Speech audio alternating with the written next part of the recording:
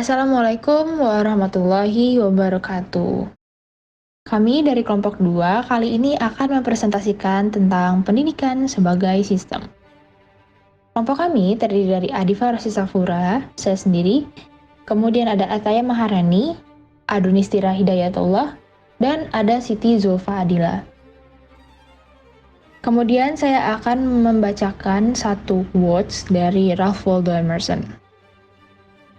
We are students of words.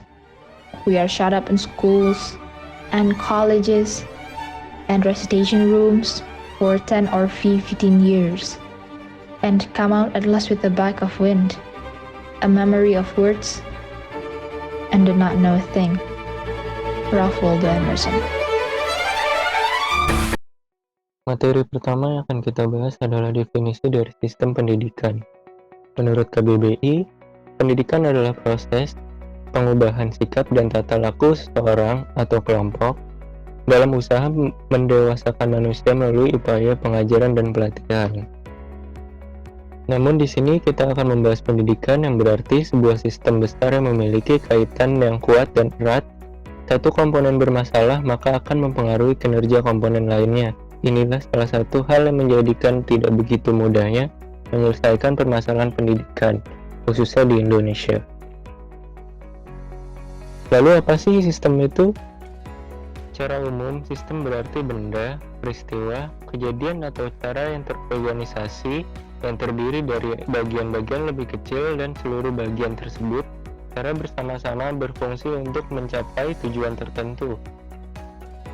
Ringkasnya, sesuatu dapat dikatakan sistem jika memenuhi kriteria sebagai berikut.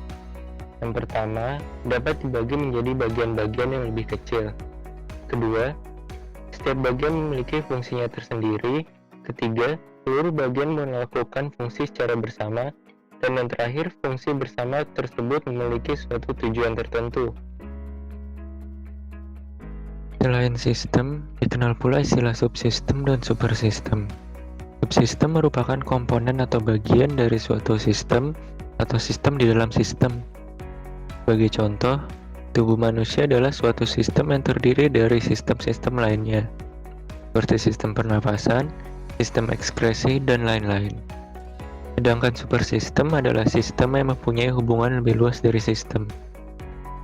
Jika suatu sistem menjadi bagian dari sistem lain yang lebih besar, maka sistem yang lebih besar tersebut dikenal dengan sebutan supersistem. Sebagai contoh, jika universitas dipandang sebagai sebuah sistem, maka supersistemnya adalah pendidikan. Level manajemen pendidikan. Dalam tataran manajemen, pendidikan memiliki 3 level perencanaan, yaitu level makro, level meso, dan level mikro. Level makro lebih ditujukan untuk menetapkan kebijakan yang akan ditempuh, tujuan yang ingin dicapai, dan cara-cara dalam mencapainya pada tingkatan nasional.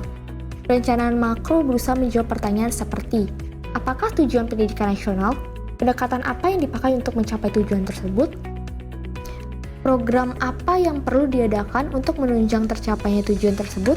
Apakah kriteria keberhasilan usaha pendidikan tersebut? Dan lain-lain. Pada level meso, kebijakan yang telah diterapkan pada tingkat makro kemudian dijabarkan ke dalam program-program yang berskala kecil. Pada tingkat ini, perencanaan sudah bersifat operasional, disesuaikan dengan departemen atau unit-unit. Pertanyaan yang perlu dijawab dalam perencanaan meso mempunyai kesamaan dengan pertanyaan untuk tingkat makro, tetapi lebih terperinci dan kebebasannya dibatasi oleh apa yang telah ditetapkan dalam perencanaan tingkat makro. Level mikro diartikan sebagai perencanaan pada tingkat institusional dan merupakan penjabaran dari perencanaan tingkat meso. Kekhususan dari lembaga mendapat perhatian, namun tidak boleh bertentangan dengan apa yang telah ditetapkan dalam perencanaan makro. Contoh rencana mikro yaitu kegiatan belajar mengajar. Selanjutnya, hierarki tujuan pendidikan. Dalam pendidikan, tujuan yang ingin dicapai terbilang kompleks karena terkait ruang lingkup pencapaiannya, mulai dari tujuan nasional sampai dengan tujuan instruksional. Namun demikian, tujuan antar ruang lingkup yang satu dengan ruang lingkup lain memiliki keterkaitan. Tujuan pendidikan tersebut secara sederhana tergambar dalam skema berikut ini. Tujuan universal merupakan tujuan yang biasanya lebih universal, bersifat ideal, dan dirumuskan secara operasional. Biasanya berdasarkan pada suatu ideologi tertentu, misalkan agama.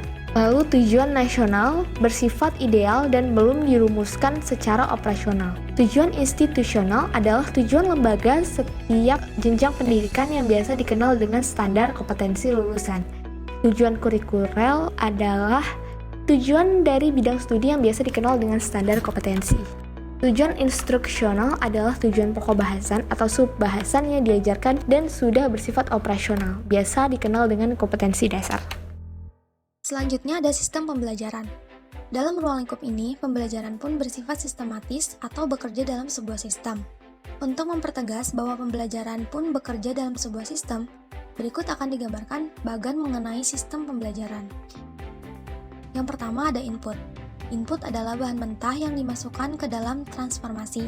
Input di sini merupakan peserta didik dengan segala keunikan dan dimensinya, baik secara potensi ataupun prestasi yang dimilikinya, yang kelak akan digunakan sebagai bahan bakar dalam mengikuti pembelajaran.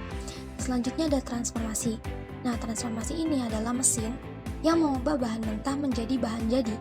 Unsur-unsur yang menjadi faktor yang mempengaruhi perubahan itu adalah siswa sendiri, guru, bahan pelajaran, metode pembelajaran, sistem evaluasi, sarana penunjang, dan sistem administrasi.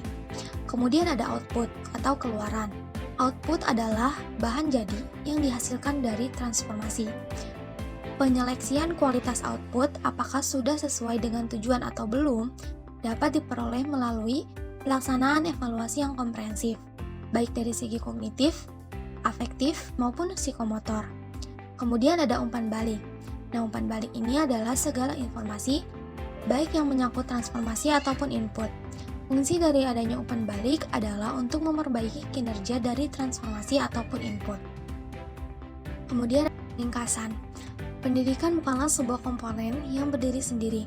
Di dalamnya terdapat komponen-komponen yang saling terkait, berpengaruh, memiliki fungsi sendiri, dan sekaligus melaksanakan fungsi bersama untuk mencapai tujuan tertentu.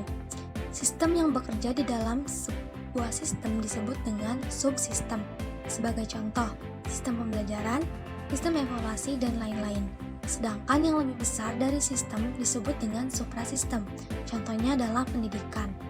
Untuk mempermudah dalam mengevaluasi kinerja dari setiap subsistem, maka secara manajemen, perencanaan pendidikan dibagi ke dalam 3 level, yaitu makro, meso, dan mikro. Pun bila ingin mengevaluasi seberapa besar ketercapaian sebuah tujuan nasional, maka perlu dilihat mulai dari level tujuan instruksional sampai dengan level tujuan institusionalnya. Sekian pemaparan materi dari kelompok kami. Terima kasih atas perhatiannya. Mohon maaf apabila terdapat kesalahan. Wassalamualaikum warahmatullahi wabarakatuh.